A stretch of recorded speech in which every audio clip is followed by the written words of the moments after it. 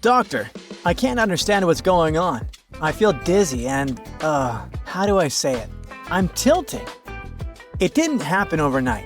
Like, I didn't wake up and couldn't stand straight. No, one day, I felt that my axis had shifted by 1 inch. Another day, it was 2 inches. And once, you won't believe it, it was 31.5 inches. That's alarming. What if I accidentally turned upside down and all my inhabitants fall off my surface? Ah, dear Earth. We ran some tests and are ready to explain an unfortunate combination of factors that has affected your axis. The last one will perhaps be the most unexpected and upsetting. It all started back in March 2011, when a devastating magnitude 9 earthquake struck off the coast of Japan. It was so powerful that not only did it shift Earth's axis, but it also shortened the length of the day. This earthquake displaced our planet's axis by approximately 6.5 inches and may have moved Japan's main island by about 8 feet. Like other similarly massive earthquakes, it also altered Earth's rotation speed. To make it easier, let's compare it to a spinning ice skater. When a skater pulls their arms close to their body, they spin faster by concentrating their mass near the axis of rotation. Something similar happens during the most powerful earthquakes. They shift Earth's mass closer to its rotational axis, causing it to spin faster and shortening the day length. The calculations showed that the Japanese earthquake sped up Earth's rotation by about 1.8 microseconds, which is about 1.8 millionths of a second. Not a big deal, but at the end of the day, every nanosecond counts. For comparison, the infamous Indonesian earthquake shortened the length of a day by 2.68 microseconds. It struck on December 26, 2004, at 0:58 UTC. The epicenter lay off the western coast of northern Sumatra, Indonesia. This powerful undersea earthquake triggered devastating tsunamis that swept across the Indian Ocean, causing widespread destruction and immense loss of life in countries like Indonesia, Sri Lanka, India, and Thailand. Even coastal areas as far as East Africa had severe damage. The Earth's magnitude, initially recorded at 9.0 on the Richter scale, was later adjusted to between 9.1 and 9.3, making it the most powerful earthquake ever recorded in Asia. The faulting, that's when Earth's crust completely breaks and its parts slide past each other, lasted between 500 and 600 seconds, and it was the longest duration ever observed. The immense force of the quake caused the entire planet to vibrate by at least half an inch and triggered other earthquakes as far away as Alaska. All that immense energy the earthquake released caused subtle but quite measurable changes to Earth. The shift in mass slightly changed the planet's rotation, shortening the day. It also caused a small wobble in Earth's axis from 1 to 2.4 inches toward 145° east longitude. So, when it comes to changes in Earth's rotation speed and axis, it's all about the redistribution of mass. This can happen naturally through disasters, but human activities can also trigger it. Take the Three Gorges Dam, for instance.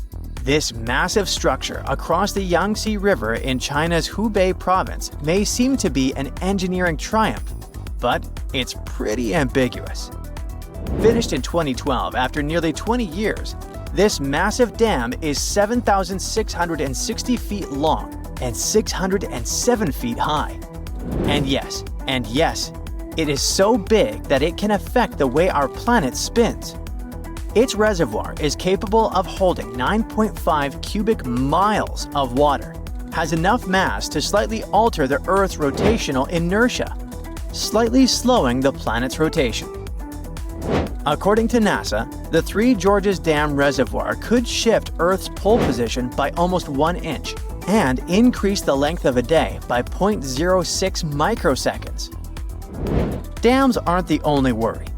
If polar ice melts, water rushes into the oceans, hiking up sea levels, especially near the equator. This mass shift slows Earth's spin way more than dams do. You won't feel it day to day, but it can affect ultra-precise equipment, such as atomic clocks. To fix this, scientists suggested a negative leap second, making a minute 59 seconds, to balance Earth's spin changes. Okay, so you're thinking you've got nothing to do with all those tilts. You don't build dams, right? Bad news. If you take regular showers, you're part of it too. Every time you turn on the tap, you're affecting Earth's tilt just a tiny bit. Thing is, our planet is always shifting and adapting, so even small actions like using water can influence its orientation. Over the past 2 decades, groundwater pumping has caused the Earth's tilt to shift by 31.5 inches. This water redistribution is equal to about 0.24 inches of sea level rise. It turns out that among climate-related causes, groundwater redistribution has the largest impact on the drift of Earth's rotational pull. But what is groundwater? It's the water stored beneath the Earth's surface, filling the spaces in soil, sand, and rock. It comes from rain and other precipitation that seeps into the ground, collecting in underground reservoirs, aquifers. Unlike rivers and lakes, groundwater stays below the surface, acting like a natural water reserve. Thanks to it, we have a steady supply even during dry periods. Many people, especially in rural areas, rely on groundwater as their main source of drinking water. Farmers use it to irrigate crops, while industries depend on it for manufacturing and cooling systems. It sounds pretty harmless, doesn't it? How can something so useful cause our planet to shift? Well, a study covering data from 1993 to 2010 revealed that we've pumped about 2,150 gigatons of groundwater in that time. And this large-scale water removal has shifted the Earth's tilt and rotation. After we use groundwater, much of it eventually flows into the oceans, contributing to rising sea levels. In areas like Western North America and Northwestern India, people use a lot of groundwater, and it may have a connection to these shifts. Yikes, let's face it. All these findings are rather disturbing. But you know, understanding the impact of groundwater use is already a huge step in the right direction. Hey, I'm not done yet. This tilting issue isn't just about stuff happening on Earth. We also need to look at space. We've talked a lot about water, right? Well, you know that the moon has a big role in that. Its gravity is super important for forming tides and all that. So one more thing that affects our planet a lot is the gradual movement of the moon away from Earth. These two bodies interact gravitationally, which makes Earth's rotation slow over time, even though significant events like earthquakes occasionally speed it up temporarily. How did we figure it out? Glad you asked. Once, someone paid attention to ancient corals. After analyzing them, scientists realized that Earth had once rotated much faster. The thing is, corals grow by laying down thin layers of calcium carbonate. They do it daily, and variations reflect seasonal changes. By counting these layers, scientists have calculated the number of days in a year millions of years ago. They found that Earth had about 420 days per year 444 to 419 million years ago. But over time, the moon's influence had caused Earth's rotation to slow. And now we only have 365 days in a year. I feel robbed, you know? At the moment, the moon is moving 1.5 inches away from Earth each year. That's about the same speed at which your fingernails grow. Astronomers have figured it out with the help of special mirrors placed on the moon during the Apollo missions. For over 50 years, researchers have been sending laser beams to these mirrors and measuring the time it took for the light to bounce back. In any case, dear Earth, at the moment, your condition isn't critical. As for your inhabitants, they won't fall off your surface. All thanks to your gravity, pulling them toward your center. Just don't switch it off, and everything's gonna be fine. Hi there! I invite you to look at some of the coolest phenomena Mother Nature has. I'll start with the red sky. I admit that this scenery is kind of scary, as if it's a scene from a movie. How can our blue sky turn red? Zhoushan's authorities assured people that this abnormality wasn't related to solar activity. This tint appeared due to the refraction of red lights from fishing boats. That day, the weather was foggy and cloudy. The light got reflected from the low-hanging clouds. When weather conditions are right, aerosol particles and droplets of other liquids in the atmosphere refract and scatter the light. In this case, the light source was on fishing boats. Since we started with reflections, we can continue with a forest in Japan that looks as if it's come straight out of a fairy tale. It turns out there are real mushrooms that glow in the dark. They're known as forest fairies, but their official name is the Mycena lux sealy. They're bioluminescent fungi. It means that they glow. These mystical-looking mushrooms are scattered all over old trees and soft ground. You can see them in several different forests in Japan. They've been attracting tourists for many years, since they were first discovered in the 1950s. It makes me feel like I'm looking at a picture from a secret neon-themed party in the woods. Moving on from one mesmerizing forest to another, this one is underwater. There are lakes and there are forests. Kandy Lake in Kazakhstan offers you one inside the other. The lake is almost 100 feet deep. It has a beautiful turquoise lime color, and the submerged trees are seen below the surface. An earthquake in 1911 is the reason why this sunken forest formed. The quake created a huge limestone landslide that formed a natural dam. Rain and water filled the dam. The water covers the tree roots entirely, yet their top parts remain above the surface. This gives the lake a spooky vibe, especially if the weather is foggy. What does it look like under the water? Don't hurry to put on a scuba diving suit. No need to dive in, because you can see the lake's depths from the shore too. The water is super clear. There aren't many rotten tree trunks. In fact, the trees have miraculously resisted decomposition. You can even see the needles on their branches. You can thank the lake's consistent temperature for that. No matter the season, the temperature rarely goes higher than 43 degrees Fahrenheit.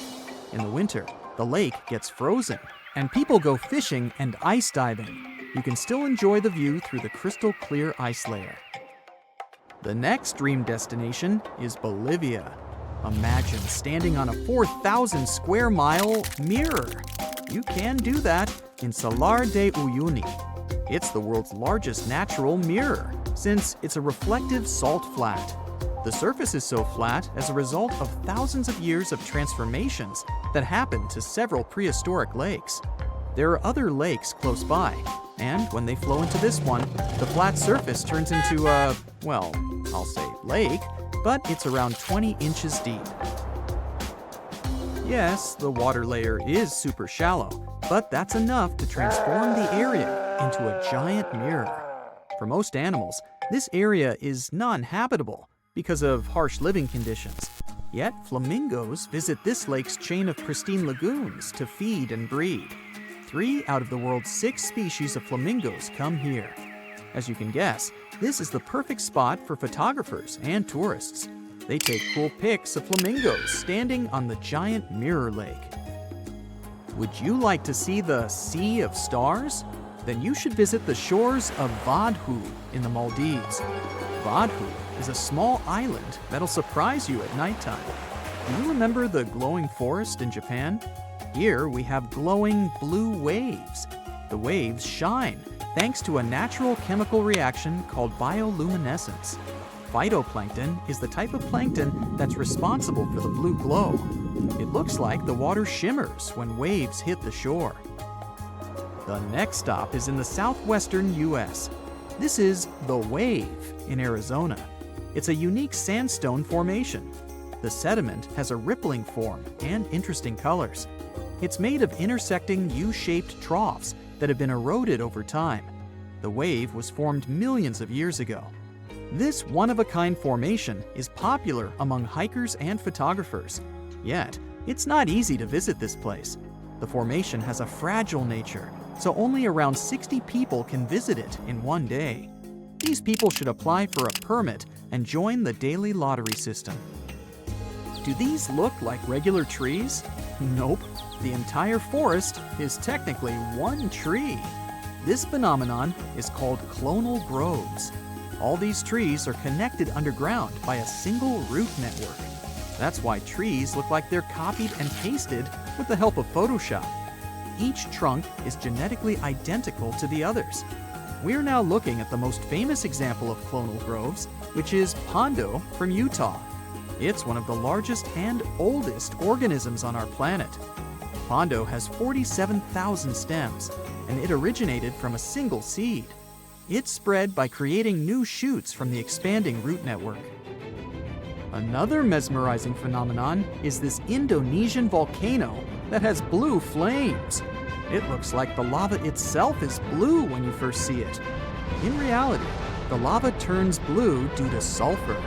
When sulfuric gas meets with oxygen at an ultra-high temperature, it burns. Bright blue flames appear, and then lava flows through the mountain. This feature is visible at night.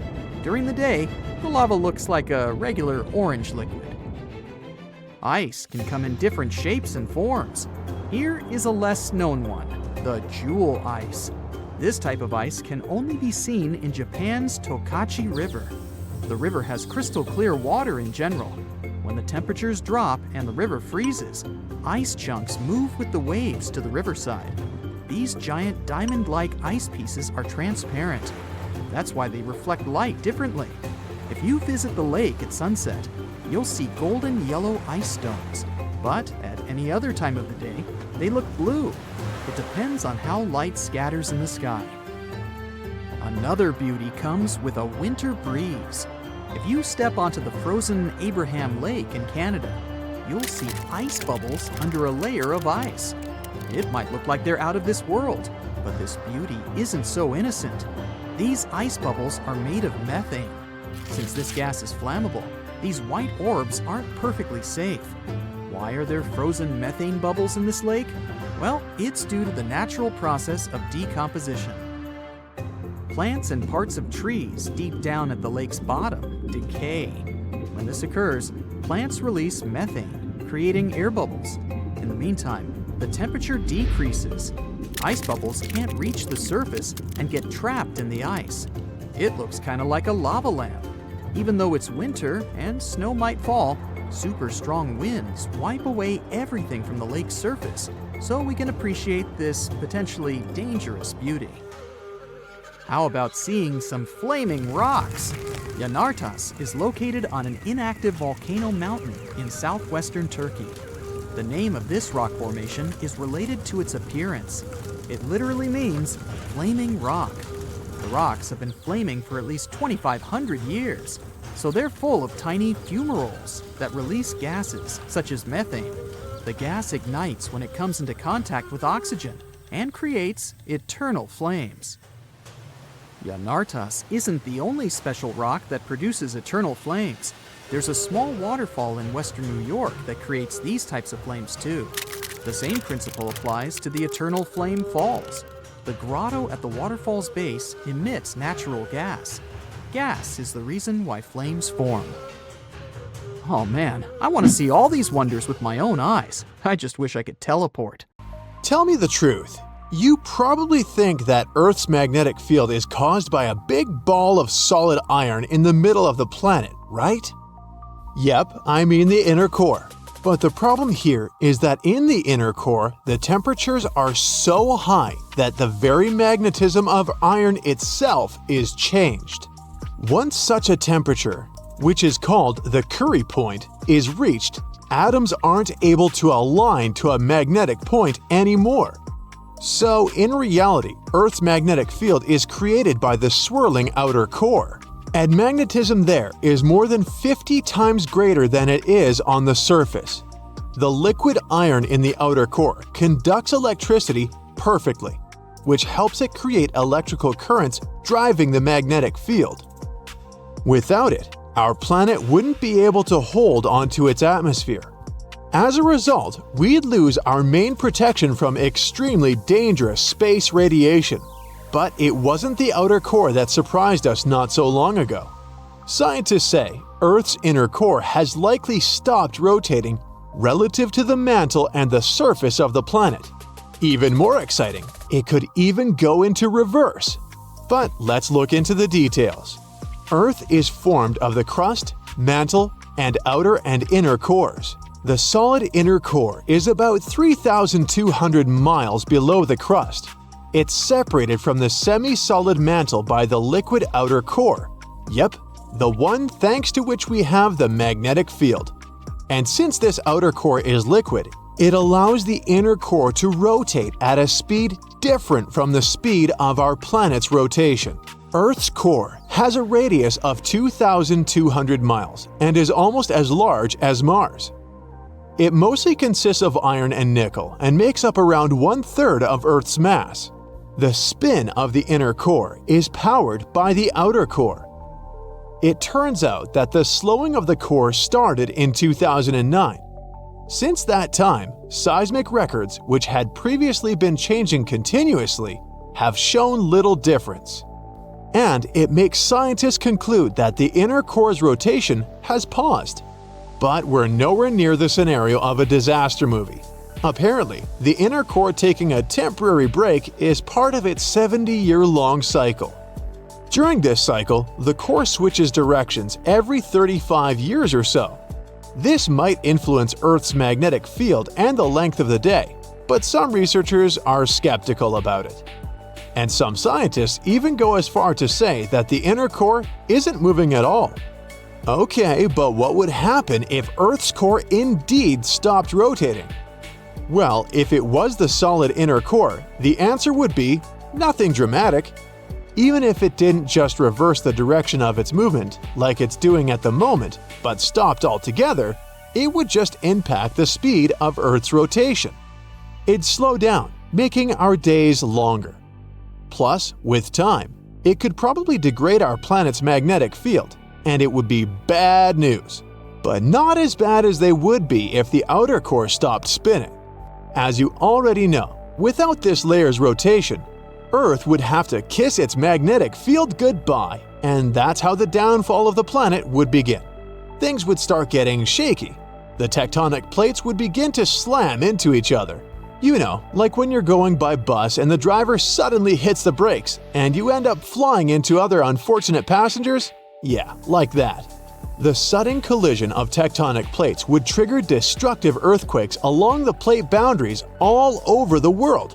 They would wipe buildings, bridges, and roads off the face of the earth. Water systems, electricity, and phone lines would also be destroyed. But the worst would be yet to come. Without the protective magnetic field, cosmic radiation would start hitting the surface of our planet. These high-energy particles coming from the sun would come in contact with oxygen and nitrogen in our atmosphere, effectively destroying our ozone layer. This would allow even more cosmic rays to reach the surface of Earth. The radiation would damage all kinds of electronic devices and disable power grids. And the consequences would be disastrous, not only for people, but for all forms of life on Earth. The stationary core would make navigating the planet more difficult. People would have to start using trail maps again, since compasses would become useless. It would also make it harder, if not impossible, for migratory animals to find their way. Birds would keep losing directions, and turtles would fail to find beaches where they used to lay eggs. Luckily, we don't need to worry about this kind of apocalyptic scenario. The planet's outer core is very unlikely to stop anytime soon, if ever. Now, do you want to find out something cool? Then listen to this. Our planet's inner core has a core of its own. Scientists have made this discovery just recently. They've learned that this core in the core could have developed around 500 million years ago as a result of some dramatic geological changes. What about other planets? Do they have the same cores as Earth? Let's look at Mars, one of our planet's closest neighbors. Its heart is the size of the Moon. It's also almost twice as dense. Scientists made this conclusion after they got some data about the first observed Marsquake and meteorite impact. Both these events were captured by NASA's InSight lander, which had been monitoring seismic activity on the red planet for 4 years. The researchers also estimated that Mars's core is probably made mostly of a liquid iron alloy with a smattering of hydrogen, oxygen, and carbon.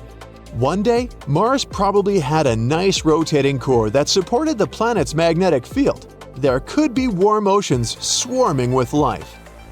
But then, something must have happened, and on one terrible day, the red planet's core froze in place.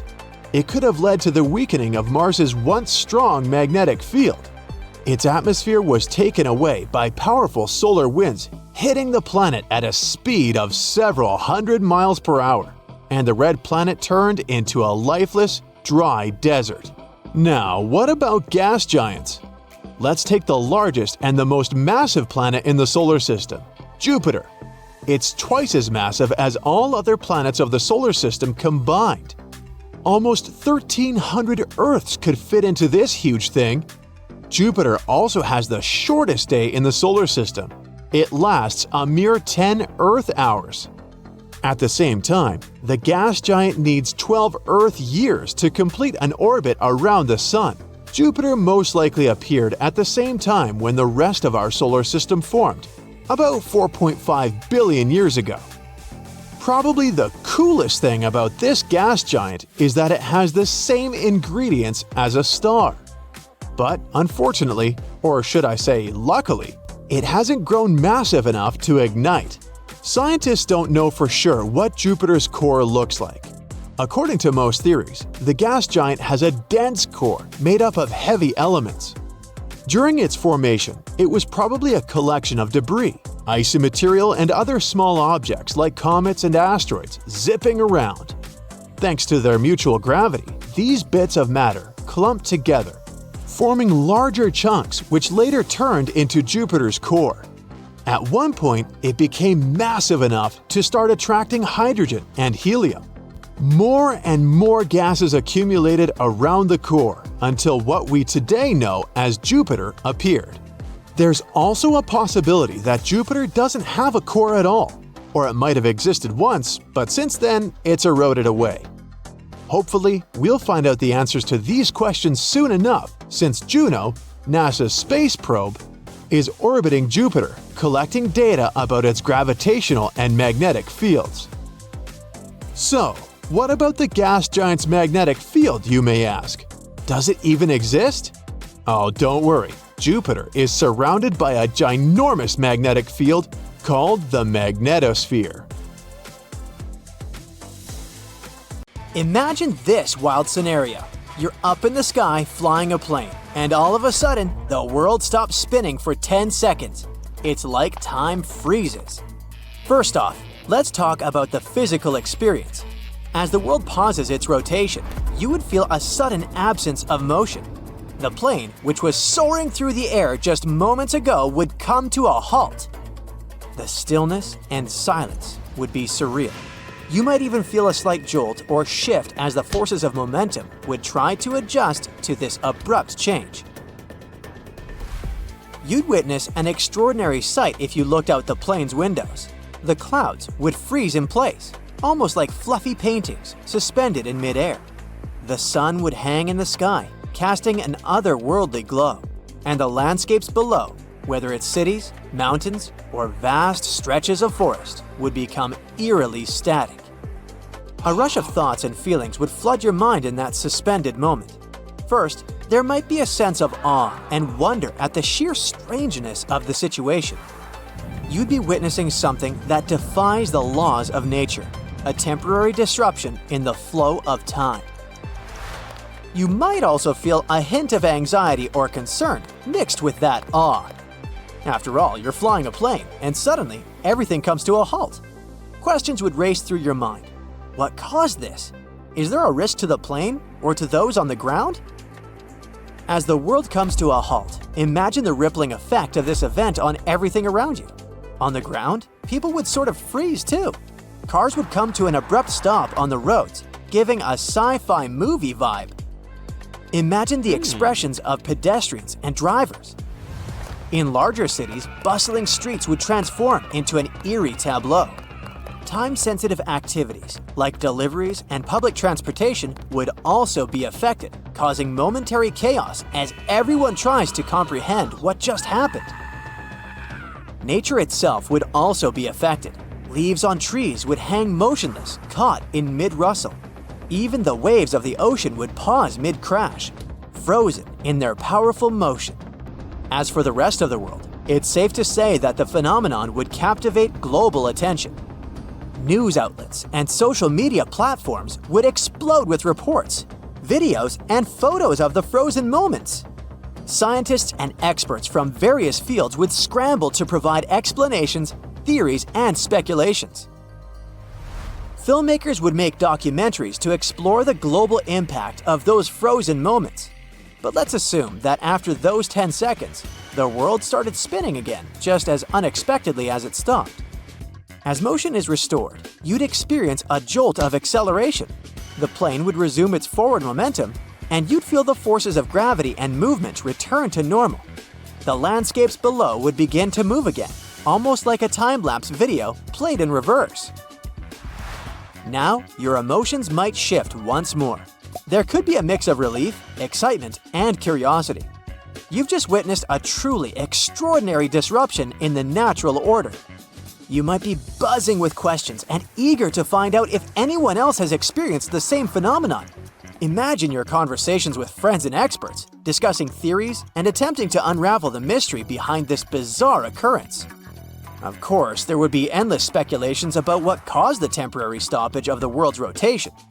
Maybe it was a scientific anomaly, a cosmic event, or even a glitch in the fabric of reality itself.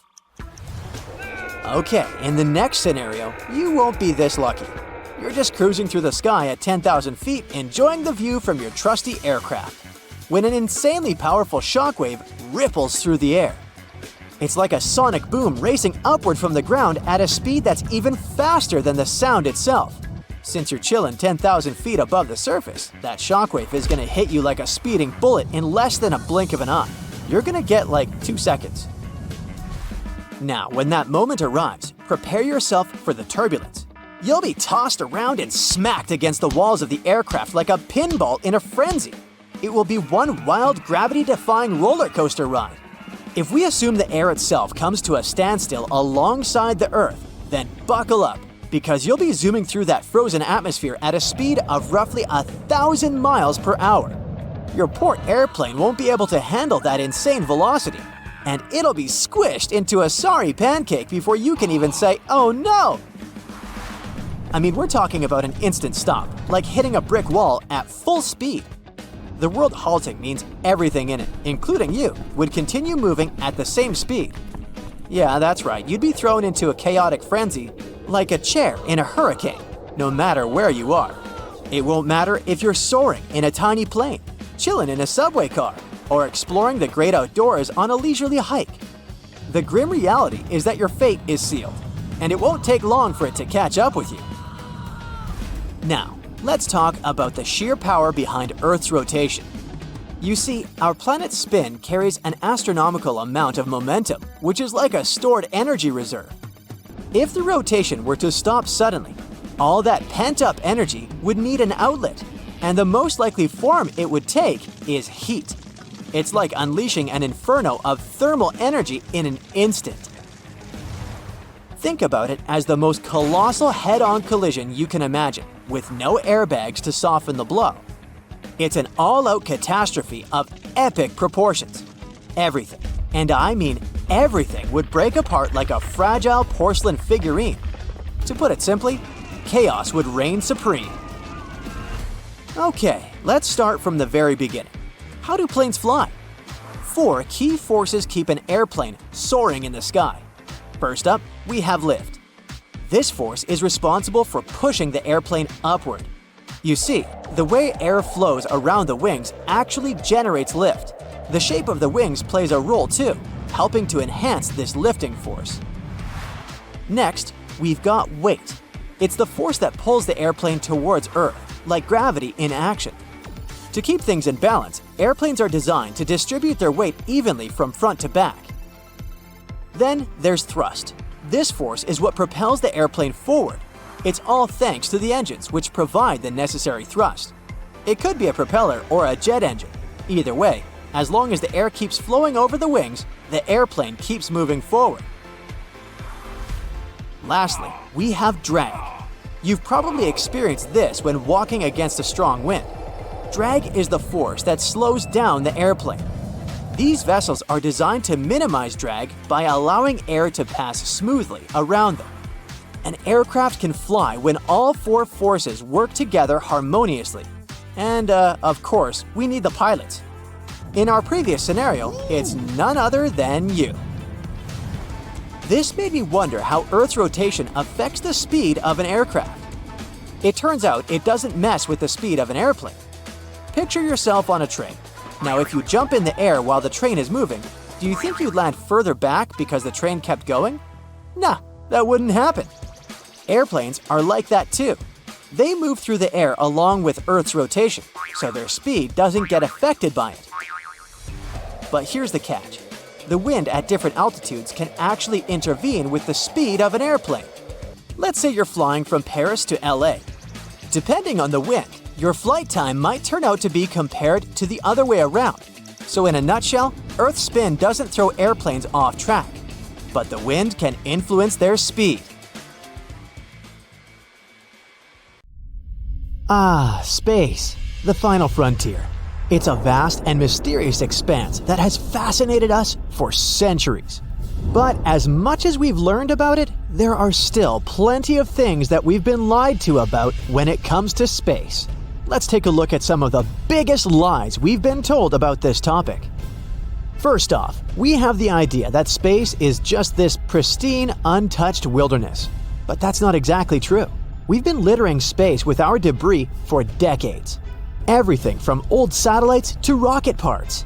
In fact, there are over 20,000 pieces of debris orbiting Earth right now, and they're causing all sorts of problems for future space missions. So if you're planning on visiting space anytime soon, watch where you go. You never know what kind of garbage might be floating around. Did you know that the sun is not actually yellow? It's green. Well, kind of. You see, scientists measure the temperature of a star by the color spectrum it emits. Cooler stars appear red, while the hottest of stars look blue. Our sun emits most of its energy at a wavelength that's close to green. But because it emits other wavelengths too, all these colors mix together, and your eyes see this vibrant mixture as white. From Earth, however, the sun looks yellow because our atmosphere is really good at scattering blue light. If our star was actually yellow, Earth would become a frozen rock, and we'd all be polar bears. Plus, the sun isn't on fire for real. It's a big ball of gas, mostly made of hydrogen and helium, and it works more like a gigantic nuclear reactor, constantly fusing hydrogen atoms to create helium inside its core. This process releases enormous amounts of energy. That's why the sun is so hot. Oh, and speaking of setting things on fire, explosions in space aren't real. Sorry, Star Wars fans, a spaceship can't go down in a violent blast because there is no air out there in space. No air means no oxygen, and no oxygen means no fire. Now, you might also think that there are too many stars in the night sky for you to count, but in fact, you can do that. According to the Yale Bright Star Catalog, there are 9,110 stars that you can see from Earth with the unaided eye. So, technically, you can count them, but I wouldn't be surprised if you lost count. And if you're worried about flying through an asteroid belt, don't be. Although it does have trillions of space rocks that range in size from space dust to a quarter of the size of the Moon, they're very spread out. The asteroid belt between Mars and Jupiter is 140 million miles across, which is 1.5 times the distance between Earth and the Sun. This spreads space rocks thousands of miles apart, making it almost impossible for a spacecraft to collide with one. You'll instantly freeze in space without a suit. Nope, you won't turn into a popsicle right away. It's going to take a bit longer than that because heat and cold don't really move very quickly in the vacuum of space. But unfortunately for you, there's a bigger problem at hand. You won't be able to breathe. After just 15 seconds, your brain won't be getting enough oxygen from your blood, and you'll pass out. And then after just 2 minutes, it's curtains for the rest of your organs. So, in short, if you find yourself playing astronaut without a spacesuit, it's game over pretty quickly. Did you know that space doesn't have any temperature at all? That's because the temperature is defined by the speed at which particles move and the amount of energy they have. In the true vacuum of space, there are no particles to move around, making it temperatureless. Of course, some parts of space are really hot, like areas around stars. But the further away you get from stars, the more spread out particles are, making those areas of space pretty chilly. Number 9 is our planet's shape. No, it's not flat, but it's not a perfect sphere either. Yeah, it bulges at the equator because of our planet's wild spin. It's like Earth is doing its own little dance. And because of this bulging, launching spaceships from the equator is much easier than from the poles. Now, when it comes to sound in space, it's a bit of a tricky situation. You might think that no one can hear you scream, but that's not entirely accurate.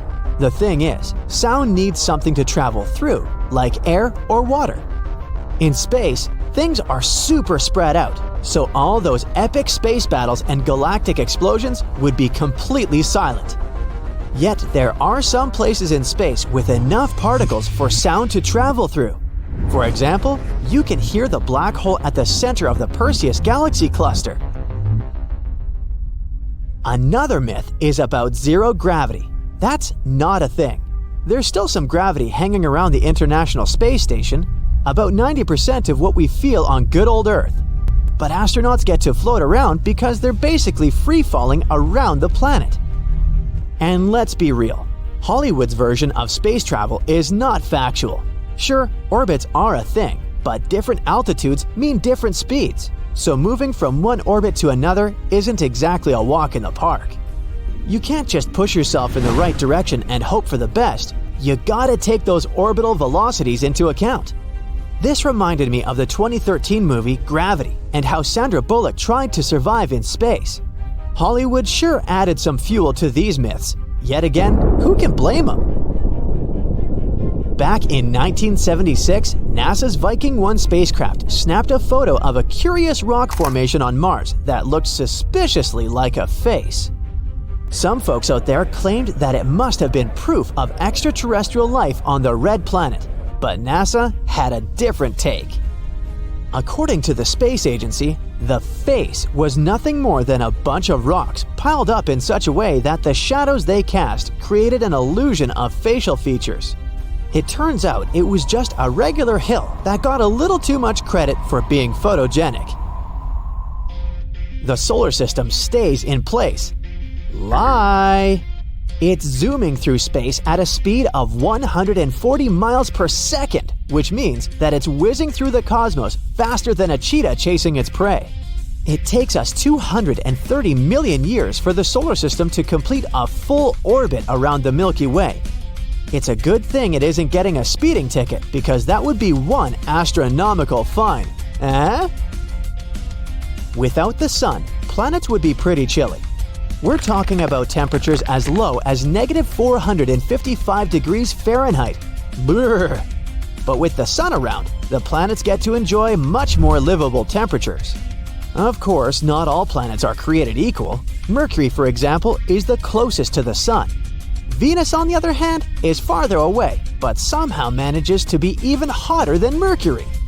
The distance from the sun isn't the only factor that affects a planet's temperature.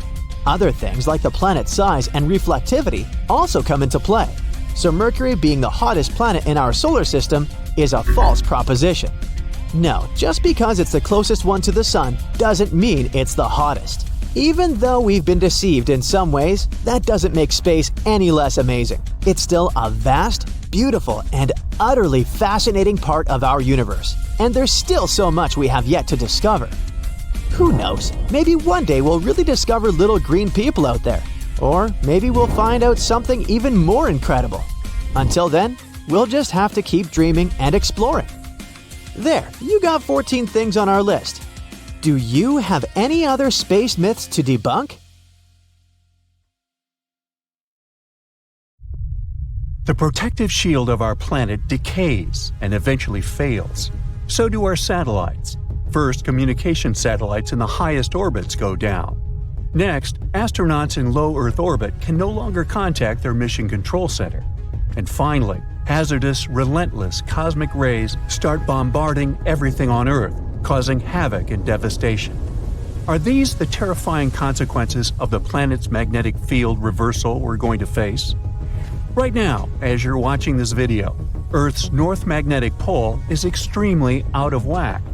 It's so serious that scientists will have to update the global magnetic field model released a mere 4 years ago. Does it all mean that the magnetic pole of our planet will flip soon? Well, be patient, we'll figure it out a bit later. You see, the magnetic pole is moving quite erratically from the Canadian Arctic towards Siberia, and these movements are very unpredictable. But it's normal for the pole to be moving. There are long-term records from London and Paris that prove that the North Magnetic Pole moves randomly around the rotational North Pole over periods of several hundred years. But the most astonishing thing about its movement is that it's speeding up. Around the mid-1990s, the magnetic pole unexpectedly accelerated from a bit over 9 miles to 34 miles a year. And recently, the pole crossed the international date line, moving toward the eastern hemisphere. The European Space Agency launched extremely accurate magnetic field satellites in 2013. Thanks to them, researchers have superb data they can use not only to make magnetic field maps, but also to update them every 6 to 12 months. That's how they were able to notice that the core field was weakening too. It might be a sign that the planet's magnetic field is about to flip. To understand this process better, we need to figure out how the core field works. Let's say we've got a bar magnet that runs through the center of our planet and has a north and a south pole. This magnet is incredibly strong, representing about 75% of the intensity of our planet's magnetic field at the surface. Our bar magnet is not only moving, but is also getting weaker, by about 7% every century. Admittedly, this bar isn't the perfect representation of the core field. It's more like electric currents generating Earth's magnetic field. Still, this model makes it easier to see what's happening to our planet now. The magnetic field of our planet plays an important role in protecting us from dangerous radiation and geomagnetic activity, which is the product of the interaction between the solar wind and Earth's magnetosphere. Earth's magnetic field also moves. Scientists have been studying and tracking the movement of the magnetic poles for hundreds of years. The historical motions of these poles indicates changes in the global geometry of the magnetic field of our planet, and they may point to the beginning of the field reversal too. That's what the flip between the north and south magnetic poles is sometimes called. You see, if the north magnetic pole moves a bit, it isn't a big deal. But a complete reversal might have a serious impact on the climate of our planet, as well as modern technology. Luckily, such flips don't happen overnight. The entire process stretches over thousands of years. Plus, even though the magnetic pole weakens during a pole reversal, it doesn't disappear completely. So those scary events from the beginning of the video aren't likely to happen to us. The magnetosphere will continue protecting the planet from cosmic rays and charged solar particles, even though there might be some amount of particulate radiation that will make it to Earth's surface. Magnetic fields are generated by moving electric charges. If some material allows these charges to easily move in it, it's called a conductor. Metal is a great conductor, and we often use it to transfer electric currents from one place to another. In this case, the electric current is negative charges called electrons moving through the metal. The current is what generates a magnetic field. Earth has a liquid iron core. In other words, there are layers and layers of conducting material inside our planet. Currents of charges are constantly moving through the core, and the liquid metal is also moving and circulating there, generating the magnetic field. This magnetic field, in turn, produces something resembling a bubble around the planet. It's called the magnetosphere, and it's located above the uppermost part of the atmosphere. This layer shields and deflects high-energy cosmic radiation, which otherwise would be extremely dangerous to people and other forms of life on Earth. The magnetosphere also interacts with the ionosphere, the layer of our planet's atmosphere containing loads of ions and free electrons and capable of reflecting radio waves. The interaction between these two layers and the magnetized solar winds is what scientists call space weather. The solar wind is normally mild, and there's no space weather whatsoever. But sometimes, the sun starts shedding gargantuan magnetized clouds of gas that can accelerate to incredible speeds. They're called coronal mass ejections, or CMEs. They're ejected from the sun over the course of several hours. CMEs usually look like giant twisted ropes and can occur spontaneously. Their frequency varies according to the 11-year-long solar cycle. For example, at a solar minimum, you can observe one ejection per day, and when the sun is in its most active phase, there might be 3 CMAs per day. Coronal mass ejections disrupt the calm flow of the solar wind and cause serious disturbances that can damage stuff, both in space near Earth, like satellites, and on the planet's surface. If coronal mass ejections make it to Earth, their interaction with the magnetosphere generates geomagnetic storms.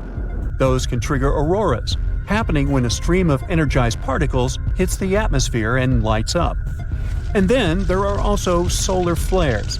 They develop more rapidly and with much more energy than coronal mass ejections. Solar flares often occur soon after coronal mass ejections. The most powerful volcanic eruptions pale in comparison to solar flares that release 10 million times more energy. Within a few minutes, one solar flare can give out billions of tons of charged particles. Solar flares are also insanely hot, with temperatures reaching several million degrees Fahrenheit. Astronomers believe that such bursts of solar radiation happen when the sun's magnetic field gets twisted in some regions. At one moment, all the pent-up energy is released. The star sends out light and particles, mostly electrons and protons. Most solar flares last for minutes, but some continue for hours. A powerful solar storm can potentially cause a devastating global blackout on Earth. If not for the Earth's magnetosphere, the effects of the sun's activity would be much more devastating. Luckily, the magnetosphere deflects most of the solar material hurtling towards our planet from our star at a speed of over 1 million miles per hour. But even so, during space weather events, there's a lot of hazardous radiation near Earth. It can potentially harm astronauts and spacecraft. Plus, space weather can damage large conducting systems, for example, pipelines and power grids, by overloading currents running inside them. Scientists regularly map and track the overall orientation and shape of our planet's magnetic field. To do it, they use local measurements of the field's orientation and magnitude. That's why they've been able to conclude that the location of the North Magnetic Pole has moved by almost 600 miles since the first measurements were taken in 1831. The magnetic field of our planet reverses on a timescale varying between 100,000 to 1 million years. One can tell how often it happens by looking at volcanic rocks at the bottom of the ocean. They capture the orientation and strength of Earth's magnetic field at the time of their creation. So, dating those rocks gives us a good picture of how our planet's magnetic field has evolved over time. From a geological point of view, field reversals happen quite fast, but they are extremely slow from a human perspective. A complete reversal normally takes a couple of thousand years, but during this time, the orientation of the magnetosphere may shift, exposing more of Earth to cosmic radiation. Such events tend to change the concentration of ozone in the atmosphere. In any case, scientists can't say for sure when the next field reversal will happen, but they keep mapping and tracking the movement of our planet's magnetic north. By the way, the Earth isn't the only planet with a magnetic field. Gas giants, like Jupiter, also have a conducting metallic hydrogen layer that generates their magnetic fields. Jupiter's internal magnetic field prevents the solar wind from interacting directly with the planet's atmosphere. Like the little engine that could, NASA's Curiosity rover has been bravely crawling over Gale Crater on Mars, trying to see what could have happened billions of years ago that made the planet a red desert. And it looks like it might have finally stumbled upon something. While life seems impossible on Mars now, eons ago, it may have been a world more like Earth, with a thick atmosphere, water, and maybe even life. And it seems things changed just recently. Studies show that just 3 billion years ago, the northern hemisphere of Mars might have hosted a stable ocean. On Earth, the Archean eon was in full swing. Volcanoes were going crazy, and life was taking its first steps. Life was also perhaps taking its first steps on Mars. No, not a frozen wasteland like Antarctica, but in a body of water like an Earth ocean. And this Earth-like climate extended Mars's habitable period by about 500 million years more than we thought before. In other words, there was a 500 million years where it was exactly like Earth, with conditions just right for life to start forming. But then, something happened that changed things forever. The atmosphere thinned, Mars lost its oceans, and became the cold, desolate place we see today. It's been a mystery for a while, but now, Curiosity stumbled upon something interesting in the Gale Crater, a vast basin on the Martian surface where, billions of years ago, water once flowed freely. It found carbonates, stuff that can tell us all about the ancient Martian climate. There are minerals that form when carbon dioxide, or CO2, dissolves in water, which means that, to create them, you need two things: a nice thick atmosphere and liquid water. Now on Earth, CO2 is super important because it helps trap heat from the sun in our atmosphere. This keeps our planet warm enough to support life. Plants eat it during photosynthesis to create oxygen, which humans and animals need to breathe. On Mars, the presence of CO2 shows that there really was some kind of climate system. When CO2 starts dissolving in water, it reacts with certain minerals in the ground, like calcium or magnesium, and creates carbonates. That's kind of how seashells form in oceans here on Earth. But instead, it's happening with rocks on Mars. And this discovery is huge. These carbonates act like fossils of the planet's ancient climate. They store information about what Mars was like long ago. By studying them, scientists can get a peek into Mars' past back in the day when water was present. They can tell us how the Martian atmosphere has changed over time, show whether the atmosphere was warm or cold, or if there was a lot of water around, and what happened to the planet in general. Luckily, Curiosity can study this stuff right there. It has the sample analysis at Mars and tunable laser spectrometer. Those are like Mars's forensic tools. The SAM is a mini lab on wheels, and it's capable of heating Martian rock samples to extreme temperatures. There are two ovens that can heat samples to about 1,800 degrees Fahrenheit. This intense heat causes rocks to release gases trapped inside, the ones that are like ancient fingerprints of Mars, atmosphere. Once they're released, the TLS analyzes them in detail, breaking them down to the tiniest parts. And what the scientists discovered blew away all our previous assumptions about Mars' habitability. Turns out, it's not just about Mars once being wet, but there was something that led to the gradual drying and cooling of the planet. In other words, Mars's water didn't just disappear. It evaporated quickly under extreme conditions. So, what happened to it? Astronomers produced two possible explanations. The first one says that Mars went through periods where it was sometimes wet and sometimes dry. The water didn't last a long time.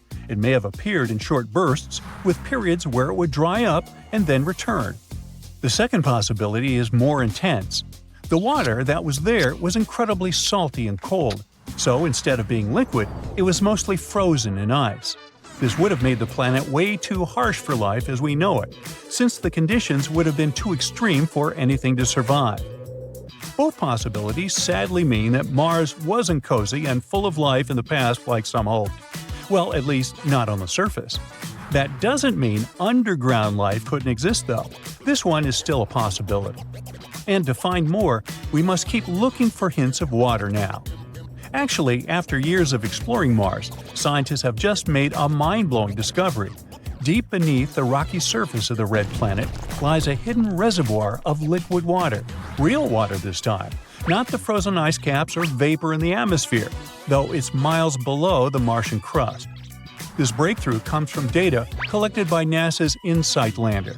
This guy spent 4 years listening to the subtle tremors of Mars, Mars quakes, and it analyzed over 1,300 of them.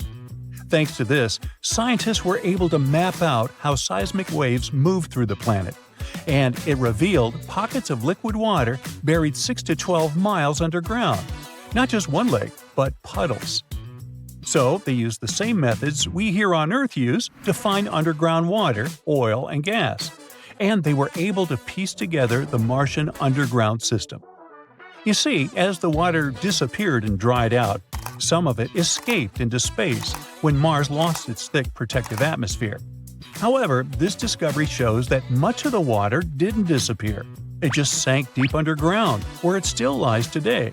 So close, but out of reach. That's a huge step forward.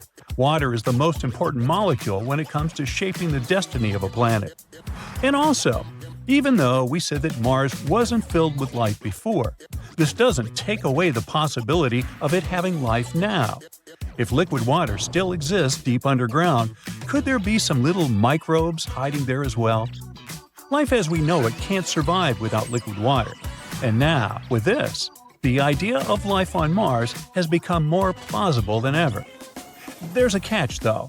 While this water may seem like a jackpot to future Mars colonization plans, it's not going to be easy to reach. To say that drilling 6 miles deep into the crust is no small feat is an understatement. Just so you know, here on Earth, the deepest we've drilled is about 7.5 miles. It was in the Kola Super Deep Borehole project. And this project pushed current technology to its limits. Intense heat, pressure, equipment failures, you name it. With Mars, that would be even crazier. It has a much colder environment, extremely thin atmosphere, and lack of infrastructure. That would make any drilling mission extremely difficult. To reach water reservoirs buried so deep on Mars, we would need specialized drilling equipment that would somehow get delivered there. It should also be able to handle extreme cold, low pressure, and different gravity. Oh, and it should all operate remotely and preferably not break, all while it needs tons of energy. Yeah. Now, it's possible that we would only be able to do this in the future when we'll have automated systems or astronauts on Mars. That's not a quick task for even the most ambitious billionaires. So, for now, what these reservoirs hide is a mystery. But at least it's not the only one. As we mentioned, Mars hides one of the greatest secrets beneath its frozen southern pole, another buried vast lake of liquid water. The radar revealed it as it scanned the ice cap in this region. Hey, just don't make me pronounce it. Now, it's weird that it managed to stay liquid with such low temperatures. It's probably because of the geothermal heat beneath Mars' surface, and life could be there too. So now they're thinking about probing this lake first. That would be much easier.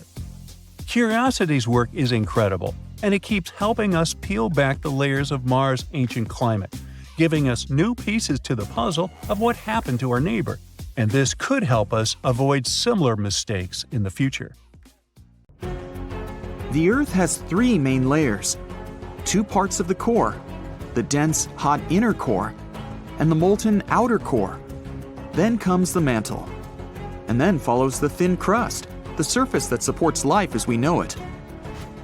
At least, that's what we thought, because now scientists found a new mysterious layer located deep within the solid inner core. Earth's inner core is approximately 2/3 the size of the Moon.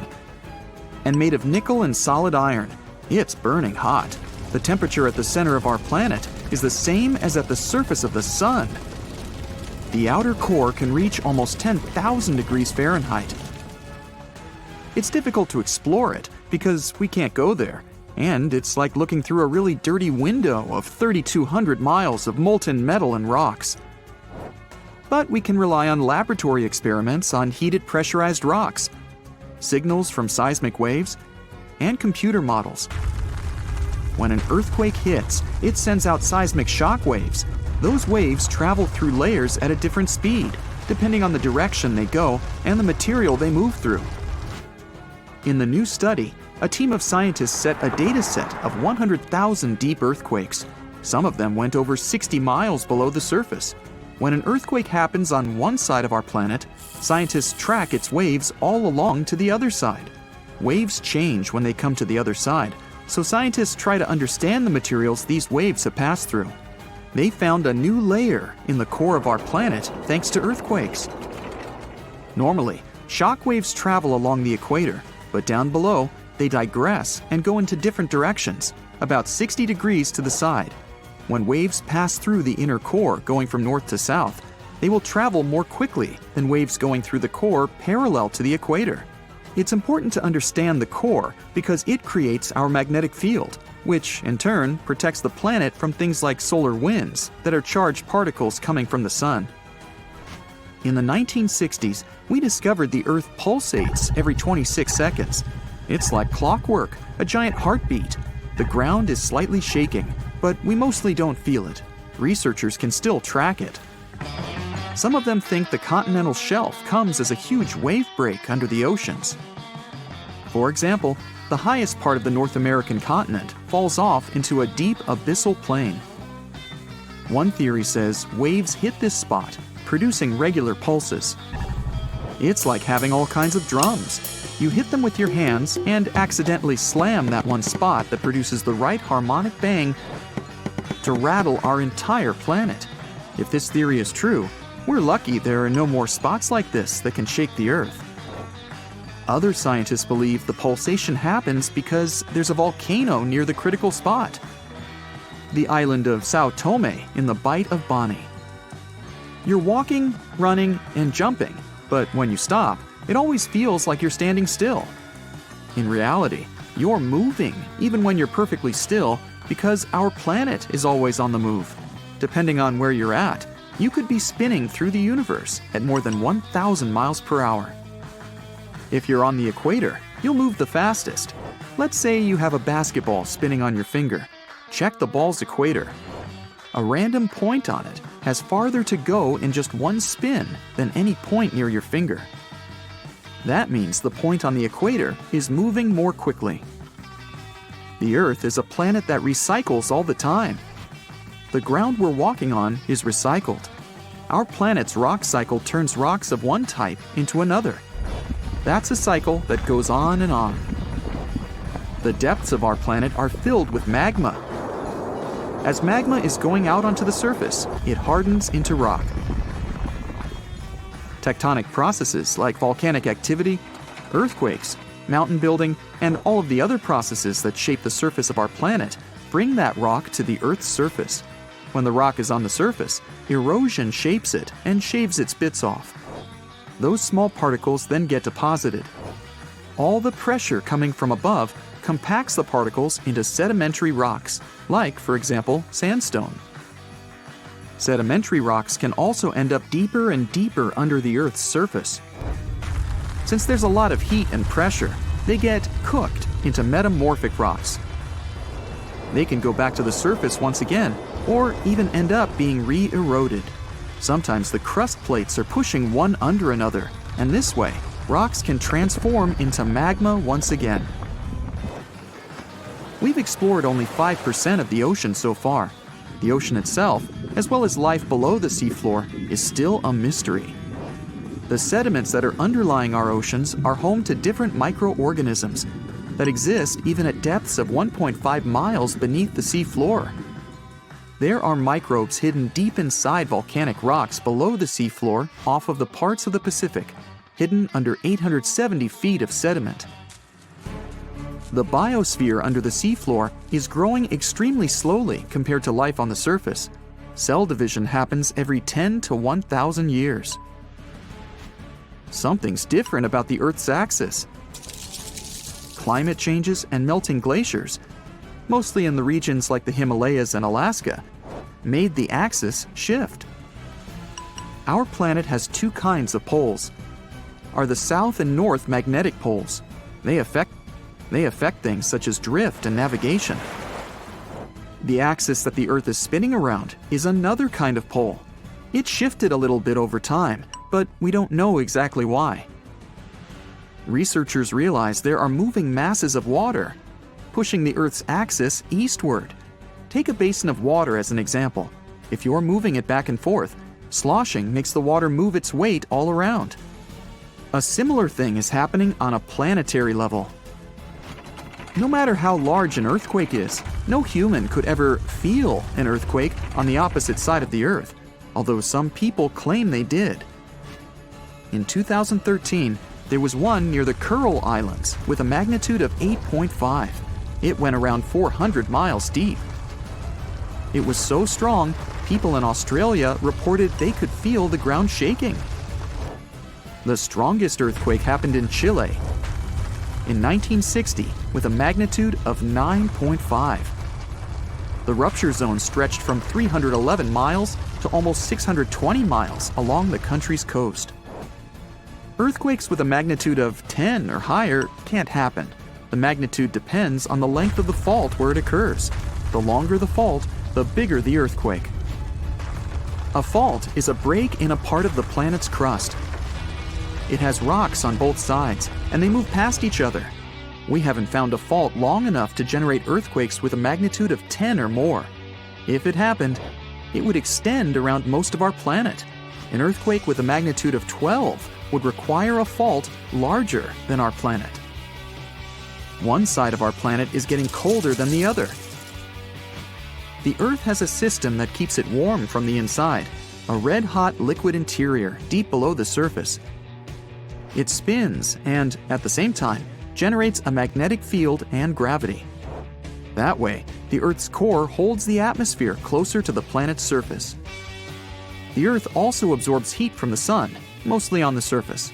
The heat doesn't spread equally on all parts of the Earth. One side of the planet, the Pacific Hemisphere, is losing heat more quickly than another, the African Hemisphere.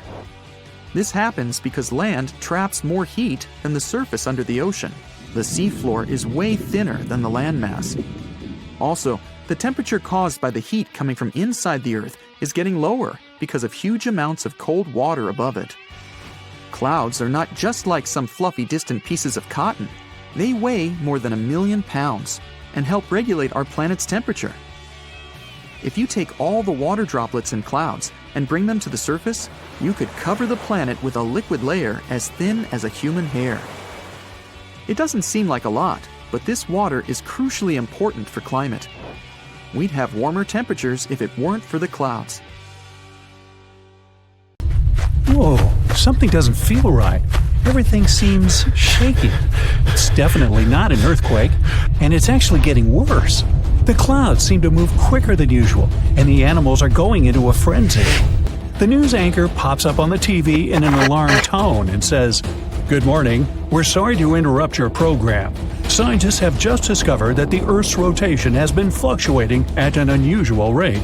A group of specialists believe that the Earth is increasing its rotation with every second, and they don't know why." Even if the Earth increased its speed by 1 mile per hour, the day would only get shorter by 1.5 minutes or so. We wouldn't really feel it, and you could go on like nothing is happening. But as the Earth spins faster, our bodies, which are adjusted to a 24-hour timing, will have a hard time trying to cope with it.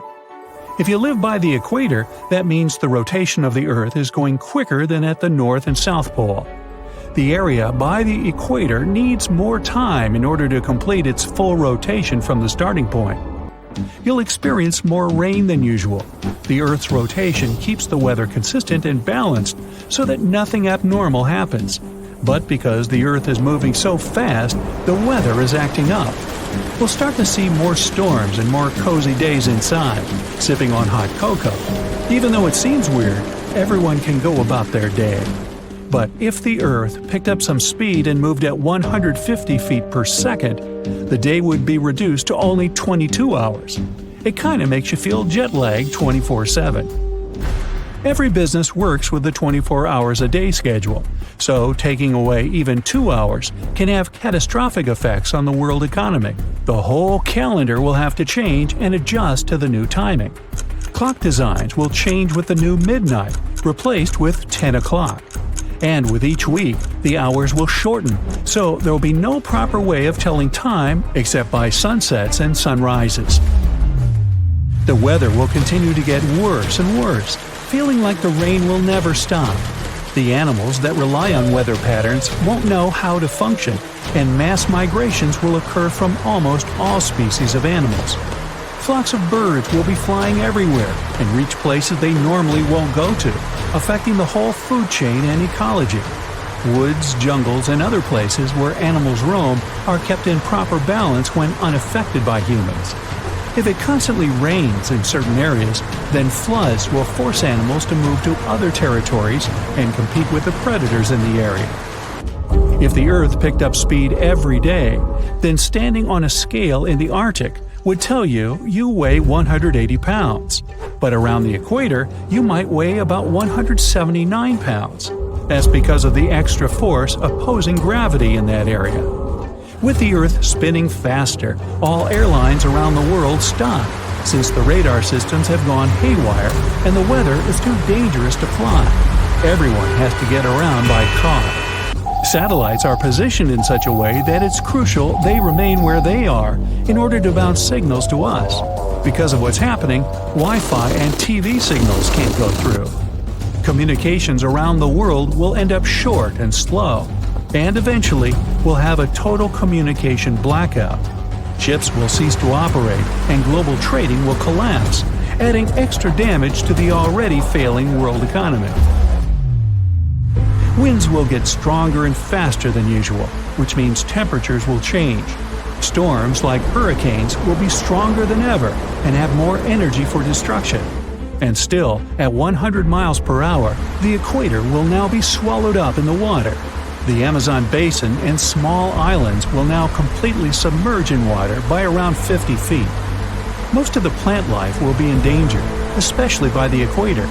With woods threatened by floods, more animal environments will be in jeopardy. The trees and plants won't survive so much flooding. If the Earth rotated so fast that the hours would now be reduced to 15, then we'd probably feel like we're always on a jet plane going through turbulence. It would be impossible to sleep if the Earth kept picking up speed every second of the day. So days would be around 7 hours long as well as nights. The whole world would be flooded, except for the highest points and the tallest mountains. If that happens, humans will most likely end up there clinging to the last remaining clear patches of land. Most of the animal life will be extinct as well. And as the Earth is spinning faster and faster, the crust will lose its durability, allowing more frequent and stronger earthquakes to happen. Volcanoes will erupt all over, even if they're submerged in water. It'll go on like this for quite a while. Many major natural disasters like earthquakes, tsunamis, volcanoes, and even melting ice sheets have sped up the speed of the Earth by milliseconds. So, with the Earth's continuing speed increasing, these natural disasters will make the planet go even faster. Even if it's just for milliseconds, it's enough to have major consequences. The Earth is now spinning at 1,000 miles per hour, and as you're sitting with the rest of the survivors, you feel yourself levitating slightly. You'll see tiny pebbles and rocks floating inches from the ground. The clouds above you are passing like shooting stars. The air is thick with moisture, since water is rising to the top, forming thick clouds ready to pour. But since gravity is weaker, some of the rain is suspended in the air. Many small objects will be floating around as if you were in space. The days and nights won't be longer than a few hours. At this point, the whole world will be flooded, and the crust will be 80% gone. If it goes on any longer, there won't be any living things around, probably except for microscopic creatures that can withstand extreme and harsh conditions. The Earth would need to spin at approximately 17,600 miles per hour to cancel out the gravity for things to start floating around. At this point, all the water in the ocean will rise and look like reverse rain. The large mountain rocks will separate from the bedrock and levitate above the ground, looking like little planets in space. The Earth is now spinning 17 times faster than usual, which makes one full rotation around its axis only 84 minutes instead of 24 hours. If you manage to stay that long, then you'll literally see the days and nights go by in an instant. You'll also be floating aimlessly in the sky, bumping into rocks and other surfaces. You won't recognize anything anymore. The Earth's crust is ripping apart, exposing the magma underneath. So landing on the ground isn't an option. You'll see outer space as you go higher and higher. You won't know how fast you're going, but all you know is that you're probably the only human left in this spinning world. The Earth will eventually spin so fast that the rest of the layers will start to peel off, exposing the Earth's interior. It'll start to squeeze itself from the core until it becomes similar to a pancake. Nothing can survive at this point. So much heat will be produced from the core that the planet will heat up like a microwave. All the water will disappear, and it'll look like a red dot in the solar system. And once it starts to approach the speed of light, time will freeze. The rocks and floating elements won't move and will eventually be distorted. And with enough effort, the Earth will eventually turn into a black hole. Of course, nothing like this will ever happen. According to scientists, Earth will most likely slow down in rotation. Ever since the Moon came into the picture, the Earth has been slowing down by around 4 miles per hour every 10 million years or so. That's because of the Moon's gravitational pull on our little blue planet. It'll most likely go on that way. So hey, what's your hurry? So get this. Taylor Swift takes a flight from Los Angeles to Tokyo that leaves at 10 a.m. on February 20th. She's on the plane for 12 hours, but she lands only at 2 p.m. the next day in Tokyo. That's a 28-hour difference. So, how did this time warp happen? Well, it's all because of this wonky line. This is the International Date Line. You know, that imaginary line that slices the globe in half and decides who gets to celebrate the new year first? It's the Line Islands, by the way. But crossing this line doesn't just make you feel like you've stepped into a transporter. It actually changes your day. Cross from east to west and boom, it's 24 hours later. If you travel in the opposite direction, crossing the line from the western side to the eastern side, you go back an entire calendar day. Now, you'd think that the International Date Line would be a nice, neat, straight line in the ocean where the time zones switch. But in reality, it's as if someone took a ruler and said, let's make this complicated. The line zigzags all over the place, wrapping around islands and causing all sorts of head-scratching confusion. For instance, Big Diomede Island and Little Diomede Island are only 2.5 miles apart, but have a 21-hour time difference. And things can get a little more complicated depending on which time zone a country follows. For example, if you travel 659 miles across the date line from Baker Island to Tokelau, you must add 25 hours. In other words, that's 1 day and 1 hour. And if that doesn't sound weird enough for you, wait, it gets crazier. When it's 6 o'clock in the morning on Thursday in New York, it's still Wednesday night in American Samoa. Meanwhile, over in Kiribati, it's already Friday. Yep, we're talking about 3 different calendar days happening at the same time because of this one imaginary crazy line. This phenomenon occurs every day between 10 o'clock and 10:59 in the morning. So, why does the International Date Line look so ridiculous in the first place? Well, great question. Although these zigzags may seem completely arbitrary, they actually have a logical basis. It's pretty much a made-up concept based on the Earth's rotation. The Earth is always spinning, thank goodness, and it takes about 24 hours, or a day, to complete one full rotation. To keep things in sync, people took the Earth and divided it into 24 time zones, each 15 degrees apart. But what is the starting point for a day on Earth? Well, basically, people needed to figure out which of these 24 zones or lines would be the starting line, or the chronocenter. They needed a reference point, a line where they could begin adding or subtracting time as you move east or west. That line is what we now call the prime meridian. But here's the catch. Deciding where to put this starting line, The prime meridian is totally arbitrary. The idea of establishing a line where days begin and end goes all the way back to at least the 1300s.